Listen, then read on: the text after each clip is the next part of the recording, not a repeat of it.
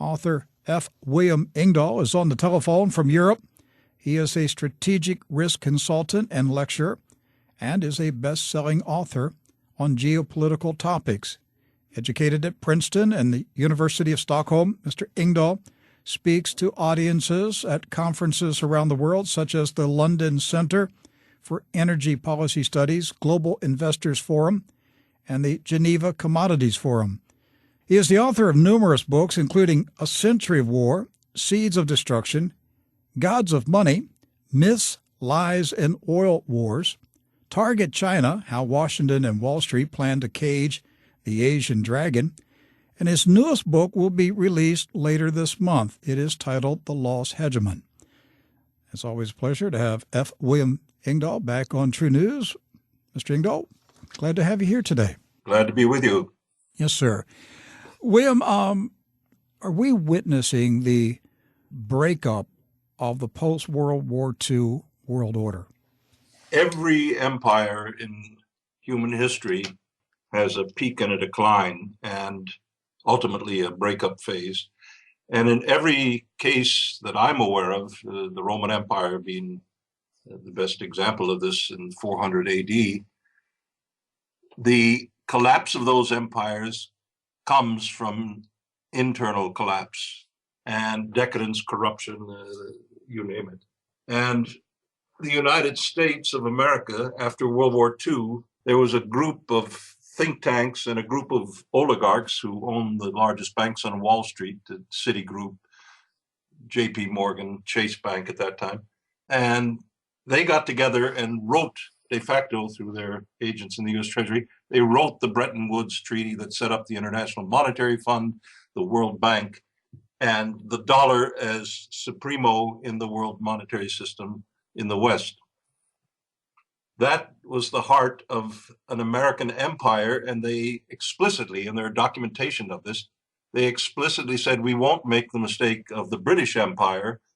We won't call ours an empire. We'll call it spreading democracy, the free enterprise system, human rights, and so forth. And it was a brilliant stratagem, deception, whatever you want to call it, as long as it lasted. And when times were good, the American people benefited from that. The middle class grew as never before in history. But then something happened on the way to the bank. Back in the late 1970s into the 80s, America began to deindustrialize. America's bankers and the Fortune 500 corporations began to follow the British model almost precisely and go abroad with labor outsourcing. The trade unions under Reagan were busted de facto as a force for counterweight to these huge multinational corporations. The legislation that Congress passed was to the benefit of the American oligarchs, people like Rockefeller and Bill Gates, Soros, etc. And step by step, we watched while there was a silent coup d'etat in the country. The Constitution that the Founding Fathers drafted so brilliantly more than 25 years ago was quietly thrown into the garbage heap. September 11, 2001 finished that. The Bill of Rights was de facto eradicated by the Patriot Act and various other emergency anti-terror legislation, such that the oligarchs began turning the country more and more into a oligarchy dictatorship where they dictated to the entire world the terms. Well, this is not a viable system that they have created in the last 30, 40 years. Not at all viable. And we're seeing that right now, Rick, with the wars that they are forced to trigger everywhere around the world, from Ukraine. That was Victoria Nuland, the State Department, the CIA, Brennan's people, the knuckle draggers, the Pentagon and so forth, special forces, the Blackwater Academy, hired mercenary murderers. And all these people got in there, created a coup d'etat to weaken the links, economic links between especially Germany in Western Europe and Russia and Eurasia, China, Russia, the emerging new economic future of the world, really. and the war in Syria, the Arab Spring. All of this was done by the CIA, by the US State Department, the human rights so-called NGOs and whatnot. And the aim was to create chaos, disrupt the stability of energy supplies to Europe as well as potentially to China, and militarize the Middle East using, and I go through this in my new book that's to be released in early February, it looks, the lost hegemon whom the gods would destroy, that they used the Muslim Brotherhood as a secret proxy to create these destabilizations in Egypt, in Libya, in every one of the Arab Middle East oil countries since 2010. And their aim was to, the Muslim Brotherhood that they have more or less had under their control since the 1950s when they smuggled them out of Egypt into Saudi Arabia, of all beautiful places. Their idea was to put in little puppet regimes that would be beholden to Washington's support in Egypt, in Libya, in all of these places. And of course, like most of these schemes, when a hegemon is on the decline phase, things go wrong, people are incompetent, people make misjudgments. The neoconservatives probably win the Darwin Awards for 2014 to 2016. I think they make a clean sweep of it as a negative on the human gene pool for all their lack of intelligence in terms of what they're doing with all these wars. But they aren't the ones dictating policy. It comes from top. It comes from the American oligarchs. And the only song they know how to sing in times of financial crisis, which they managed to create nicely in 2007, 2008, is war. And that's been the case since time immemorial, since World War I. William, did a secret cabal seize control of the U.S. federal government in the 60s and 70s? If you go through American history, I document this in the Gods of Money book. J.P. Morgan emerged from the Civil War selling defective rifles essentially to both sides, the North and the South, and made a fortune on that, selling army rifles, surplus army rifles back to the U.S. Army. Then J.P. Morgan, with a little help from some friends, emerged as the largest banker in the world by the turn of the century. He owned U.S. Steel. He had the most powerful bank on Wall Street, J.P. Morgan and Partner. And the American oligarchs were there more or less from that time on, the old families, the fur trading families of the Hudson Bay Company, the Astors, the Hotel Waldorf Astoria in New York, and so forth. They had close ties to their counterparts in London and in the British Empire. So they were always there, but the real coup d'etat, I would say, began in the years after the 1970s, when, or actually really you can date it more precisely to the date that they decided to assassinate a president of the United States because he was being too independent. He was wandering from the program, as it were, and that was JFK. He was beginning to make détente with Khrushchev. He was on the way to end the Vietnam Special Services intervention as a bad idea. He was on his way to undercut the private banks that hijacked the Federal Reserve. Well, the Federal Reserve is there. Maybe it's a private institution, not a government one, by issuing silver certificates through the U.S. Treasury. So he was becoming dangerous on every level. And the Allen Dulles, his cronies within the CIA, Lyndon B. Johnson, some retired military people who wanted to ramp up the Vietnam War and get a bunch of huge military contracts, which they did. They got together and assassinated, together with some help from mafia hitmen. A little bit like what Oliver Stone talks about in JFK in the movie, but a little bit more detailed. Okay, we're all acquainted with President Dwight Eisenhower's cryptic warning in his last speech as President of the United States, in which he said, "Beware the military-industrial complex." What do you think President Eisenhower saw, heard, and realized was coming into existence in the United States, so much so that he felt compelled to issue that cryptic warning? That is a mystery to me, because if there's one man who has blood on his hands from his time as European commander in World War II, it's Dwight D. Eisenhower. He rounded up more than 1 million Germans. They weren't combatants. They were refugees at that point after the war, the end of the war, incarcerated them in the cold, open air with barbed wire fences, refused to allow any shelter to be built. And an estimate, these are places not far from where I'm talking to you right now, in Rhineland-Pfalz and so forth, perhaps up to 1 million Germans perished in that winter because of Dwight D. Eisenhower's hatred for the German blood, I guess. But I can only imagine, I've quoted that quote many times myself in my writings, I can only imagine that Dwight Eisenhower knew that something was being built up even more horrendous than he would have sanctioned, and he sanctioned quite a lot. And he took the occasion to warn the nation. It fell on deaf ears because the military contracts created beautiful new jobs for engineers and scientists and workers and draftsmen, whatever, in Texas, in California, in New England. So the military contracts were an employer, and that was good for America, good for the world. Fight these commies wherever they pop up their head in the world. That became kind of the mentality in the 60s and the 70s. It's easy for some people to point to the intelligence agencies and say they are the shadow government. But I believe it goes much deeper than that, William. Who controls the intelligence agencies? Well, that's the point. You go to the Ivy League schools, you go to the Yale, Harvard, Princeton, where I got a degree. And these are the old families, the oligarchs. They don't like the name, I'm sure.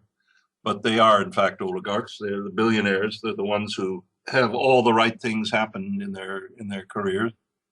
And they're the ones, under current election campaign finance laws that have been validated by the Supreme Court, there are no controls on special interests, how much money they can finance presidential or election campaigns in the United States of America.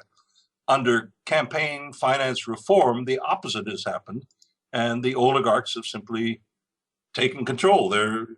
You don't become president of the United States unless you have backing of billionaire oligarchs like Sheldon Adelson of Las Vegas, who backed Mitt Romney, or Donald Trump is a multi-billionaire, and so forth. So this is really a cockeyed situation. What about George Soros? The money is in both political parties. Well, there's not a dime's difference today in either political party. If you can show me, I'd be happy to see it. They're both just fronts for the oligarchs. They massage the population with nice sounding words. They do little reaction tests of voters to see what issues, hot button issues, they respond favorably or negatively to. And their campaign rhetoric is tailored to exactly that. Tell the masses what they want to hear. The only thing interesting in this year's election campaign is the fact that Donald Trump, and I do not trust Donald Trump, but Donald Trump, at least one thing, he has broken these taboos and started saying things, correct things, by the way. He doesn't follow them up in depth, but correct things such as Hillary Clinton is responsible for ISIS. That is a fact because Hillary Clinton was the point person for President Obama in the Libya war. She made that happen. She brought that country into chaos with knowledge and foresight. She backed the Arab Spring in 2010 in Tunisia, Egypt, Libya, and Syria, and elsewhere with knowledge and foresight. And she knew what the program was. So in that sense, Donald Trump is bringing up issues that are explosively accurate that no other paleo-cosmetic Republican or Democrat dares to mention, and certainly not Hillary's Democratic rival, Bernie Sanders. Has Mr. Trump disrupted the plan? It's a really open question for me at this point. His past speaks to the fact that he is in there to simply destroy the Republican options and open the door for Hillary. If from this point on he gets more serious and he gets a little bit more serious, in-depth advisors to brief him on world affairs and so forth, if he begins to address issues such as the $3.6 trillion U.S. infrastructure deficit the ideal situation for an American president to mobilize the nation, make America great again by building roads, rebuilding the highways, the bridges that are collapsing, rebuilding the railways. We don't have 1 kilometer of genuine high-speed railway. China has tens of thousands of kilometers, the largest in the world. And 30 years ago, China was a subdeveloping banana republic country economically. So it's possible, it's doable. You have to arrest the bankers that created the financial crisis, people like Jamie Dimon, JP Morgan Chase, the head of Citigroup, the heads of Bank of America, the 6 or 7 banks that are responsible for the subprime crisis, for the criminal enterprises that have brought the world into such a financial crisis that 7 years after the event, we haven't even begun to dig out of the hole that they put us into. And what they're regarded as good guys. In Iceland, if you look at the record of what Iceland did, the government tried to sell out the people of Iceland as well in 2008. They went to the IMF, which said, okay, you have to do austerity, like they later did in Greece and Ireland, and you have to really just cut back on everything, cut back on education budget, on health, which in Iceland is a taboo. They have one of the finest education and health systems in the world. And the corrupt government agreed to it, the same government that let the banks become privatized and run up this corruption thing. And the voters said, hey, wait a minute, whoa, boy. We veto this deal with the British and the Dutch government to make the taxpayers of Iceland pay for the corrupt private bankers that ran up these debts. That's between the private bankers and the governments of UK and Holland. And we're not about to sacrifice the well-being of our people for a bunch of criminal bankers. So they put 26 of these criminal bankers behind bars. The last was in November, and others are awaiting trial. The prime minister was tried and convicted of a crime for his involvement in this whole thing at the time. And they began focusing on the real economy, giving mortgage relief to people that they don't have their houses foreclosed. And today, Iceland is a growing economy. Its unemployment has gone from 9% down to, I think it's around 4% the last time I looked. Its inflation has gone from 18% in 2010 down to less than 1% today. And the economy is growing because they didn't take the austerity. They threw it out the window and said, we're not going to join the European Union, as one government tried to do, as a part of getting in that Euro straitjacket. William, are we going to get through 2016 without a mega-sized financial crisis in the world? Well, most financial crises are engineered by what I call in the book, the gods of money, the Wall Street and City of London cabals or cartel. I think right now they don't want that. And I'm sad to say they still have a certain amount of power in the financial markets, a lot. And I think what they're gearing up toward, it looks like we're heading toward a genuine bloodbath. The stock markets at the beginning of the year are drastically down. The oil price is drastically down. You name it. Chinese stock market is really wobbling and causing tremors of fear all over the world. The European market's the same. And I don't think that's the real story. I think behind that, the ones who manipulate these markets, who control it, the Wall Street mega banks. Keep in mind that 6 banks, because Bill Clinton signed off on a repeal of the Glass-Steagall in 1999 that separated banks and investment banks and insurance companies and allowed the banks free rein to merge and grow without control. Those banks, those 6 or 7 banks, Bank of America, JP Morgan Chase, Citigroup, Goldman Sachs, and so forth, their balance sheet is larger in the trillions of dollars per bank. This is astonishing, larger than the gross domestic product of most nations on earth. And isn't that a little bit cockeyed? I think so. I think that's very cockeyed. So they have this power to manipulate the markets. I think they're setting the oil market up for a major surprise later this year. And it's a big one. I'm following it very closely, but I smell a skunk. All right. Today, oil dipped down, just a little above $28 a barrel. Saudi Arabia continues to pump oil. Iran has now entered the markets. Why are these oil-producing countries still racing to pump more oil into a world market that is swimming in oil? Several reasons, different reasons for different countries. Iran, I think, is exaggerated. It will take months, if not several years, before Iran restores its production output and export levels to pre-sanction levels.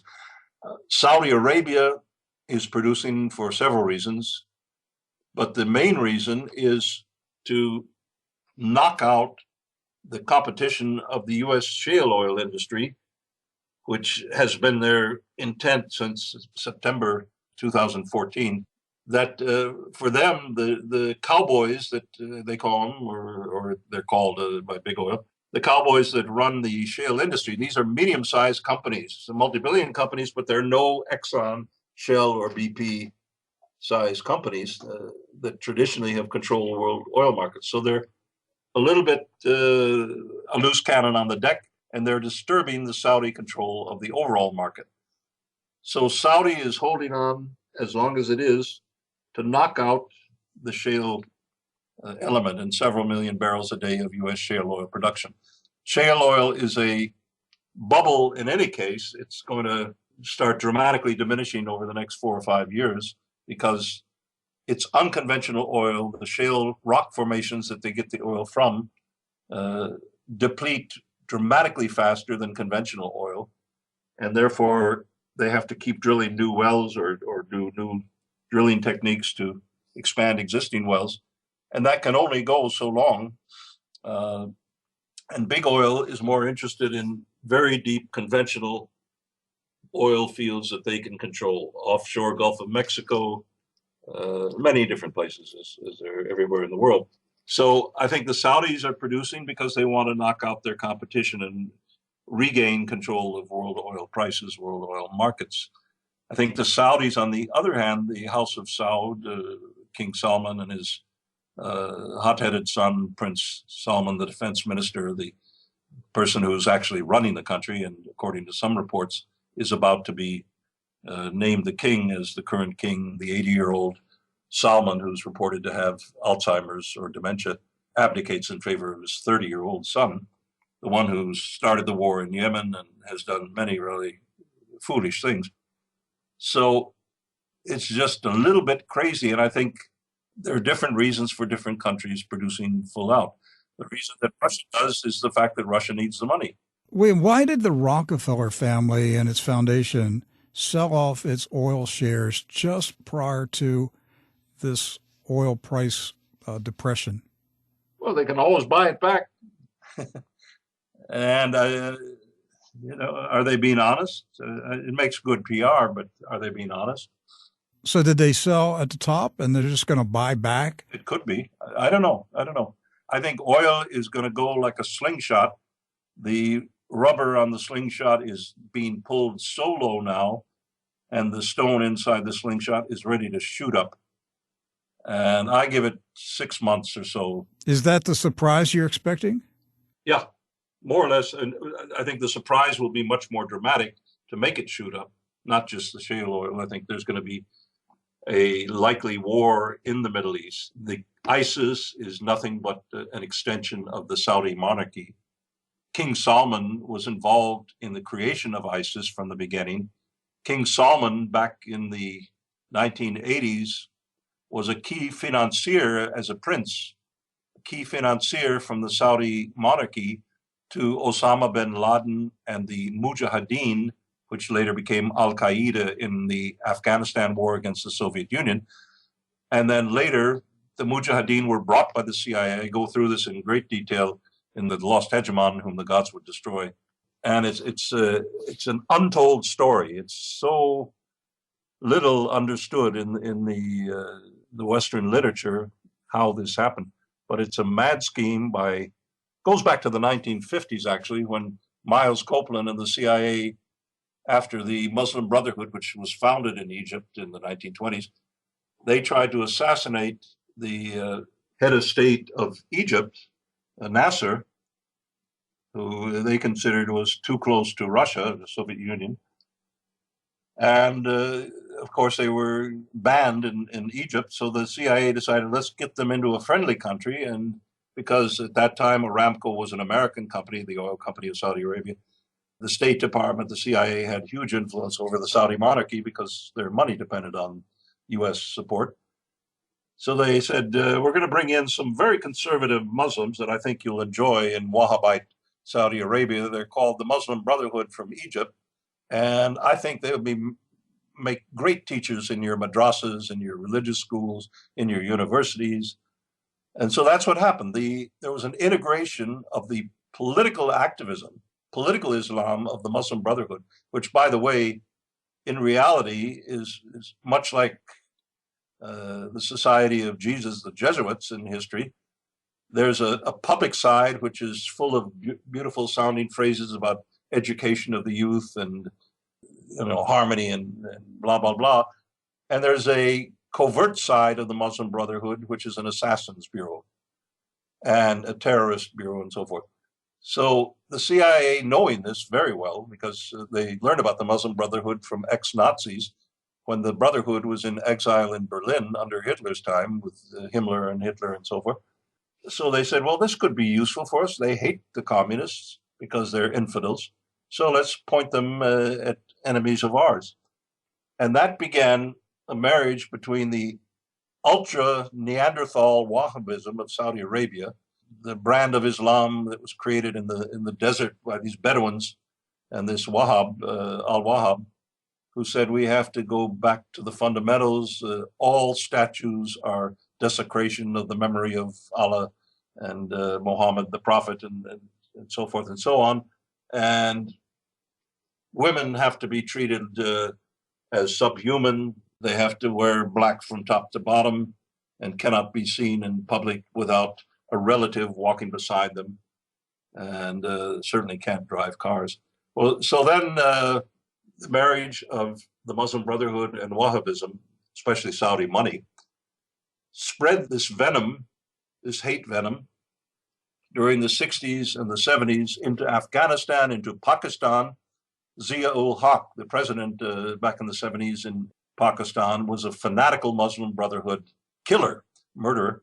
And he was the one whose intelligence service trained the Al-Qaeda Muslim Brotherhood cadre that Osama bin Laden was responsible for recruiting from Saudi Arabia and elsewhere in the Muslim world. William, does the CIA maintain today an active relationship with the Muslim Brotherhood? Overwhelming evidence says that they have trained. This whole farce about the moderate opposition in Syria has been blown wide open by Russia's intervention on the request of the legitimate president of Syria, by the way, Bashar al-Assad, at the end of September. And he exposed that 1.5 years of U.S. bombing campaigns, quote unquote, against ISIS had the effect of strengthening the territory controlled by ISIS, not the opposite. So it's led many people around the world to say, wait a minute, is Washington, is the CIA, is the Pentagon actually using ISIS to create its own greater Middle East grand design? Is Israel using ISIS to create its Israeli Middle East grand design?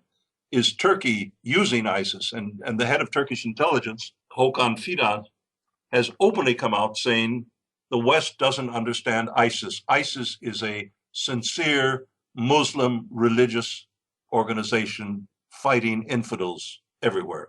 So that gives you a little bit of an idea. The CIA and U.S. Special Forces trained these combatants, so-called moderate opposition people, recruited them from all over the world, from 80 different countries, to come as mercenaries in Syria. I was told by one journalist who spent time in Syria 2 years ago, interviewing some of these mercenaries, that they were told they would get $100 a day. And, for someone from Afghanistan or Saudi Arabia getting $100 a day and Kalashnikov, that's paradise. And then they were sent in to create chaos in Syria and destabilize the legitimate government. William, what do you make of Seymour Hersh's claim that the Pentagon's Joint Chiefs of Staff was so alarmed about what Barack Obama and Hillary Clinton were doing in Syria that they sent a secret delegation to Moscow to stop the Obama plan. This was under Chuck Hagel, and it was under General Dempsey, both of whom are gone now, by the way. And the new Secretary of Defense, Ash Carter, is a Democratic neoconservative. He's a war hawk and extremist. So I'm no question in my mind that Hersh is accurate about what he says.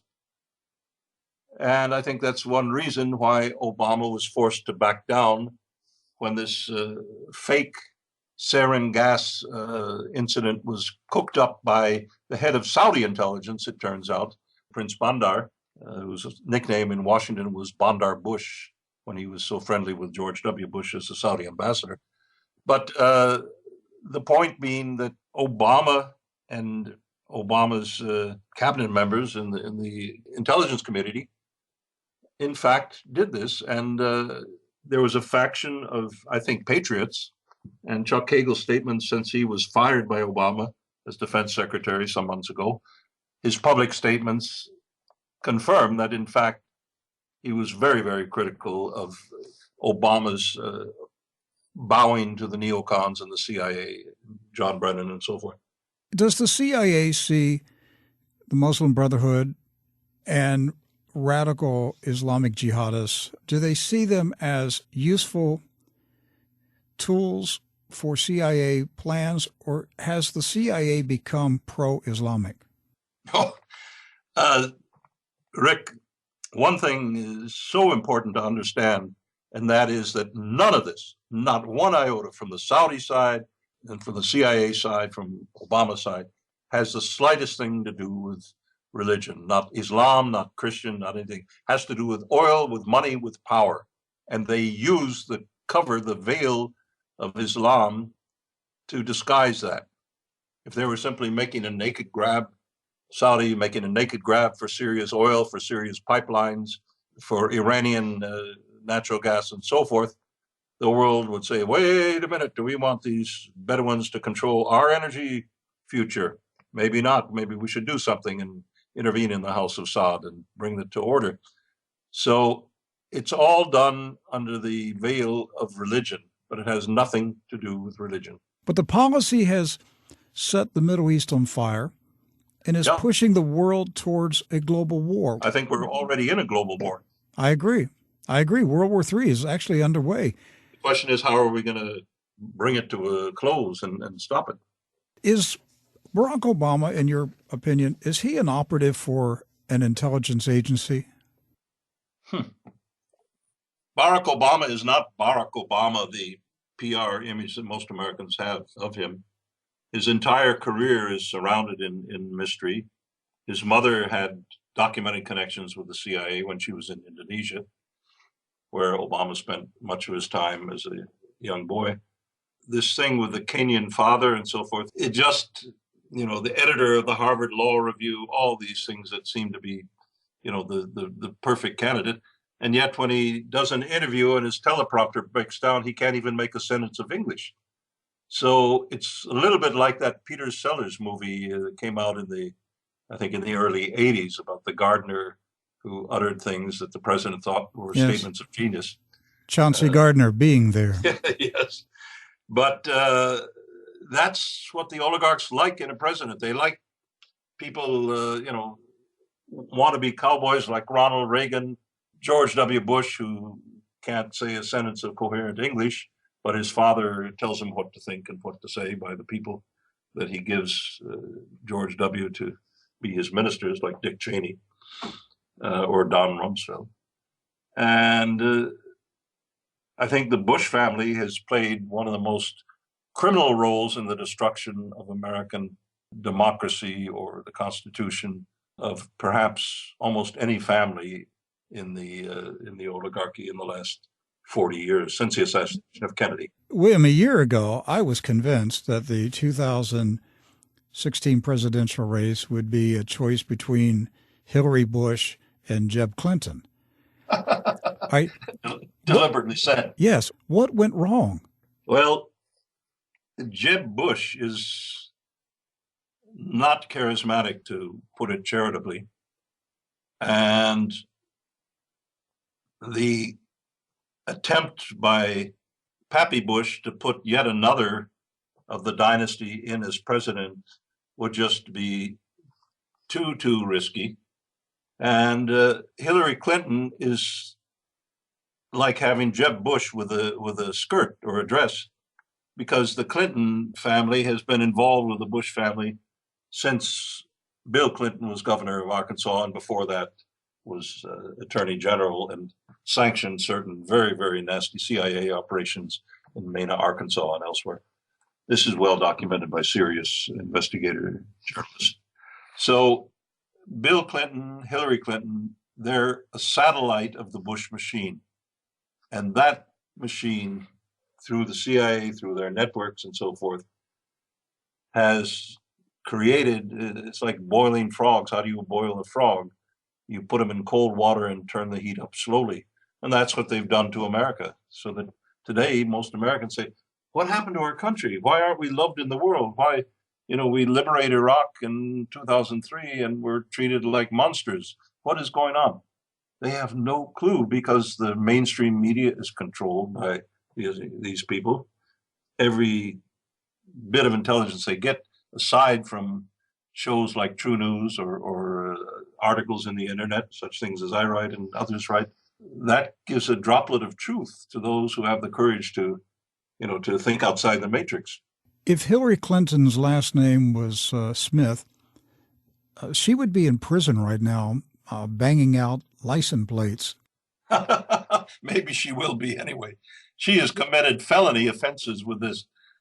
It seems like a small thing, but the email server scandal is to conceal criminal misdeeds that Hillary did in Libya and in other places, including Haiti, as Secretary of State under the first Obama administration. But do you think the FBI has enough independence that it would actually put handcuffs on her? She said the other day she hasn't even been questioned by an FBI agent. Well, I would hope they have enough moral courage to do that, but I am not holding my breath.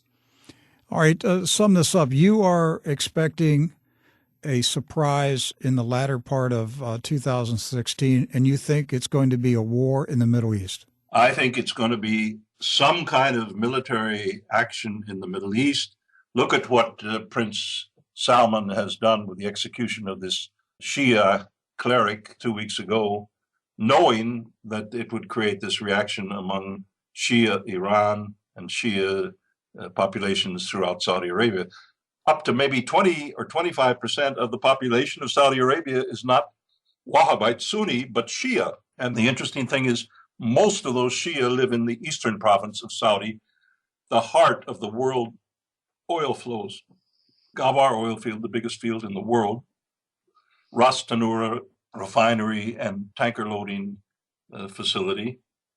And you can imagine that it wouldn't take any great effort to insert a few Hezbollah or Shia operatives in there, professionals, who would quite easily disrupt lifeblood of the world oil flows.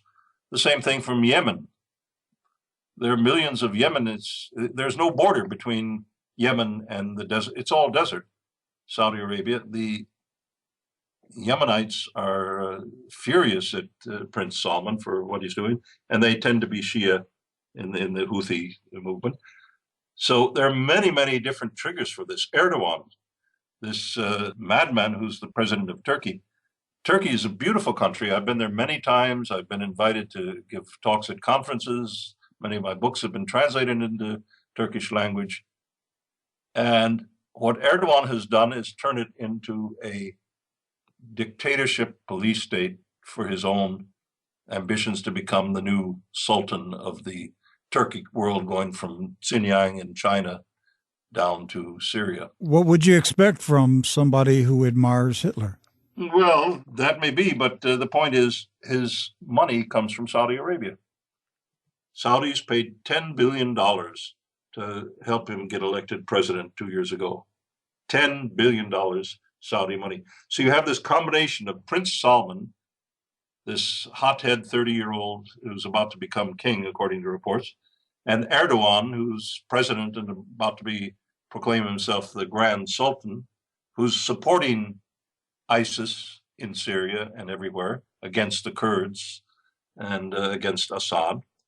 And the idea is to physically take control of the oil flows of at least Syria and Iraq from this little duo over the next months.